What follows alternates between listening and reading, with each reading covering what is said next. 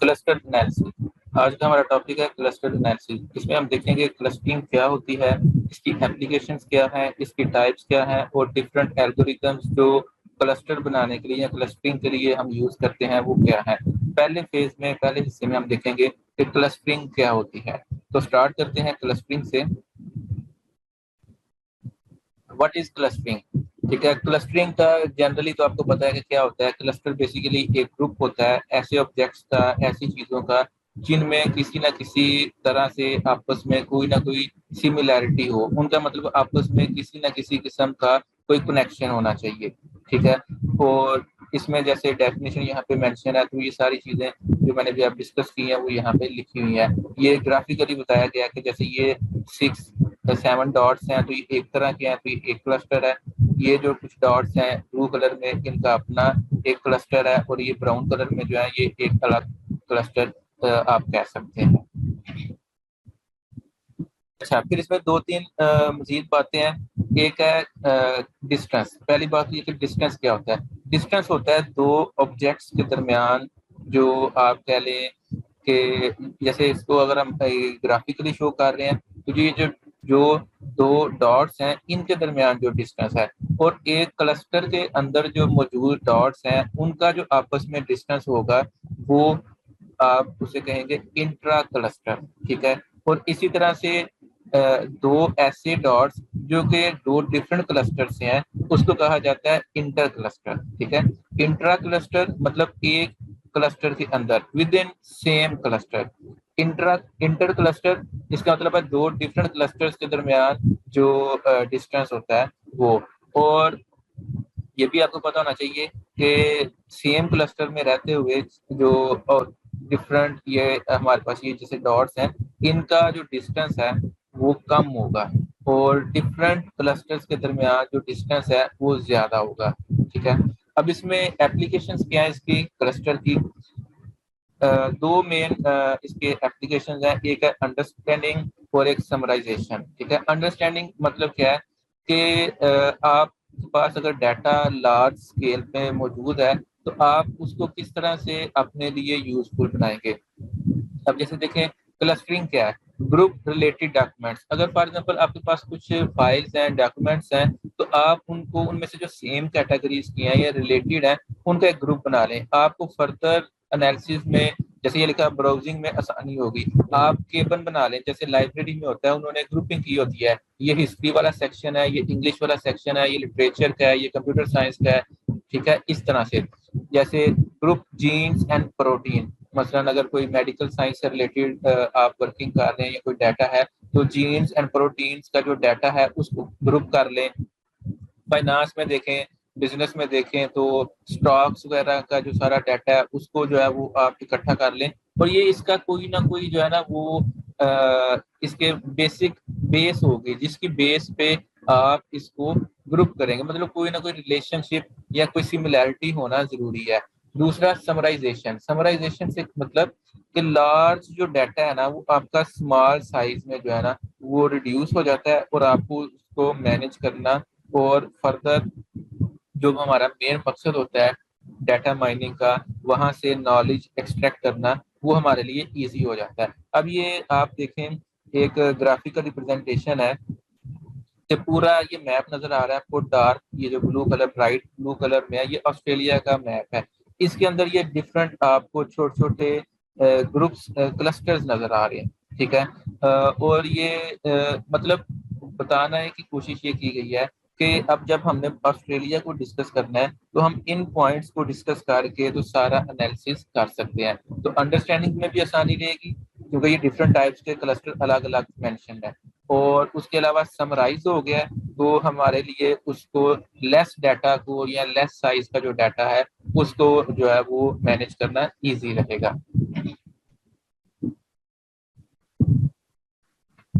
अच्छा जी, अब जो क्लस्टर की नोशन है, ठीक है, मतलब कि उनको जो रिप्रेजेंट किया जाता है डॉट से या किसी भी आप सिंबल से किसी भी तरीके से, तो समटाइम्स वो उसमें थोड़ी ना एम्बिग्युइटी होती है, डाउट का रह जाता है। मसलन अगर मैं यहाँ पे हम डिस्कस करें कि ये कितने क्लस्टर्स हैं। ठीक है, तो मतलब क्लस्टर होता है ना कि सिमिलर टाइप्स की चीजें, ठीक है। तो अब इसको जरा देखते हैं। अगर आप ये देखें तो इस केस में हम कह सकते हैं टू क्लस्टर्स हैं, दो मतलब दो ग्रुप्स हैं, ये एक ग्रुप है और ये एक ग्रुप है, ठीक है। और ये इनमें डिफरेंस क्या है, आप कह सकते हैं कि इसका कलर और है, इसका और है, रेड और ब्लू अलग है, ये स्क्वेयर्स हैं, ये ट्राइंगल्स हैं, इसलिए ये दो इन दो आप कह लें कि मेन रीजंस के ऊपर आप कह सकते हैं कि ये दो अलग क्लस्टर्स हैं।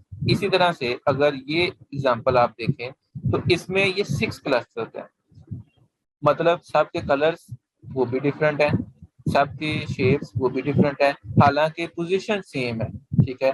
तो पोजीशन, इसका मतलब है पोजीशन मैटर नहीं करती, ठीक है। मैटर क्या करता है, मैटर ये करता है कि उनके दरमियान सिमिलैरिटी और डिसिमिलैरिटी जो है वो मैटर करती है। अब ये नेक्स्ट जो एग्जांपल है इसमें आप देखें तो हमारे पास 4 क्लस्टर्स हैं, 4 डिफरेंट शेप्स, 4 डिफरेंट कलर्स, ठीक है। तो ये इसमें बेसिक जो चीज समझाने की ये थी कि क्लस्टर्स की जो आपको रिप्रेजेंटेशन नजर आती है वो सम टाइम एम्बिगुअस होती है, मतलब उसमें एम्बिगुइटी होती है, थोड़ा डाउट रह जाता है। वो डाउट कैसे आप क्लियर करेंगे, जब आप उसका फर्दर एनालिसिस करेंगे, उसकी एग्जैक्ट नेचर टाइप के ऊपर फोकस करेंगे। अगर आप पोजीशनिंग पे देखें तो आप तो यहाँ पे तो ये कह सकते हैं कि ये अलग है, ये अलग ग्रुप है, ठीक है, लेकिन इसमें फर्क होता है। अब हम देखते हैं टाइप्स ऑफ क्लस्टरिंग, ठीक है। पहली बात तो ये कि दो मेजर टाइप्स हैं क्लस्टर, मतलब क्लस्टर बनाने, क्लस्टरिंग का मतलब क्या है, क्लस्टर बनाने हैं। तो क्लस्टरिंग की यानी कि क्लस्टर बनाने की दो मेजर आप कह लें, हमारे पास उसके दो मेजर टाइप्स हैं, ठीक है। एक हायरार्किकल है और एक पार्टीशनल है, ठीक है। पार्टीशनल में क्या होता है कि आप जो आपके ऑब्जेक्ट्स हैं, डाटा ऑब्जेक्ट्स, अब डाटा ऑब्जेक्ट्स आपका कुछ भी हो सकता है। वो डाटा ऑब्जेक्ट्स जो है वो आपका सोशल मीडिया से आ रहा है, वो किसी बैंक से आ रहा है, वो किसी कोऑपरेट कंपनी से आ रहा है, किसी स्टॉक मार्केट से आ रहा है, इवन किसी आप कह लें गवर्नमेंट इंस्टीट्यूट से आ रहा है, एजुकेशनल अदारे से आ रहा है, कहीं से भी आ रहा है, ठीक है। आप उसको सब सेट्स में बना लेते हैं, ठीक है। मैं आपको इसकी सिंपल एग्जांपल दे रहा हूँ। आपके पास एक डाटा है किसी ई कॉमर्स वेबसाइट का। अब ई कॉमर्स वेबसाइट पे बहुत सी प्रोडक्ट सेल के लिए रखी हुई है, आप उनकी कैटेगरीज बना लें, ये इलेक्ट्रॉनिक्स हैं, ये जो है वो आप कह रहे हैं कि उसके लिए है, एक इलेक्ट्रॉनिक्स कर लें, एक आप डेली यूज के लिए कर लें, ठीक है। एक आप उसको कर सकते हैं जैसे ड्रेसेस वगैरह है, ठीक है। एक आप कर सकते हैं वो जो आप दूसरी सर्विसेज होती हैं, मतलब जिस तरह से भी आप इसको सब सेट्स में डिवाइड कर देते हैं। अब इलेक्ट्रॉनिक्स वाली चीज़ों का अलग क्लस्टर हो गया, ठीक है। होम अप्लायंसेस का अलग हो गया, फर्नीचर का अलग हो गया, ठीक है, कपड़ों वालों का अलग हो गया, तो ये क्लस्टर हो गया अलग अलग। और इसी तरह से है हायरार्किकल क्लस्टरिंग। हायरार्की क्या होती है, हायरार्की होती है एक टॉप टू बॉटम जो फ्लो होता है, लाइक जैसे एक ट्री की शेप होती है ना, इन्वर्टेड ट्री, ठीक है। तो ये एक ऐसी क्लस्टरिंग है जिसमें आप उनको नेस्टेड क्लस्टर का मतलब क्या है, इसकी एग्जांपल आपको कैसे समझ आएगी कि फॉर एग्जांपल पहले तो हमने दो कैटेगरीज बना ली। एक हमने कहा इलेक्ट्रॉनिक्स, ठीक है, और इसके बाद हमने दूसरी जो कैटेगरी थी, ठीक है, वो हमने बना ली फॉर एग्जांपल लाइक ड्रेसेस, ठीक है। ये तो हो गया सिंपल पार्टीशनिंग, ठीक है, पार्टीशनल क्लस्टरिंग जो है, ठीक है। फिर आर्टिकल में आप क्या करते हैं कि आपके पास यहाँ पे एक है इलेक्ट्रॉनिक्स, वो जो आपकी जो एक, और इधर आपके पास नेक्स्ट है ड्रेसेस।